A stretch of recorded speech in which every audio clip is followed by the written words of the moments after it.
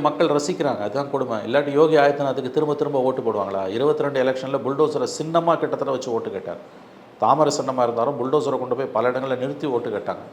இன்னமா சூப்பராக முஸ்லீம்ஸ் அடிக்கிறான் பார்த்தியா, வைக்க வேண்டிய இடத்துல அவனை வைக்கிறான் பார்த்தியான்னு சொல்லி ஓட்டு போட்டான். இதுதானே கொடுமையாக இன்றைக்கி இந்தியாவோட சாபக்கேடே இன்றைக்கி அதுதான். பெரும்பாலான இந்துக்கள் மத்தியில் வட இந்தியாவில் ஆழமான இஸ்லாமிய வெறுப்பு ஊறி போனதன் விளைவு தலைவிரிச்சு ஆடக்கூடிய இந்து மத வெறி தான் பிஜேபியோட வளர்ச்சி காரணம். அப்போ அவங்க ஆங்கிளில் பார்க்கும்போது வக்ஃபு சட்டம்லாம் அவங்களோட வாக்கு வங்கியை கூட்டும்.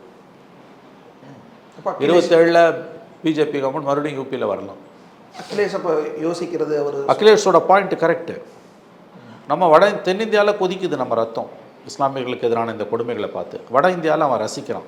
இதுதான் இன்னைக்கு இந்தியாவோட நிலைமை. நமக்கு ரத்தம் கொதிக்குது, அவனுக்கு மகிழ்ச்சி வருது. இனி வீட்லயே பானிபூரி செய்யலாம் எல்லாரும். ஆச்சி பானிபூரி கிட்.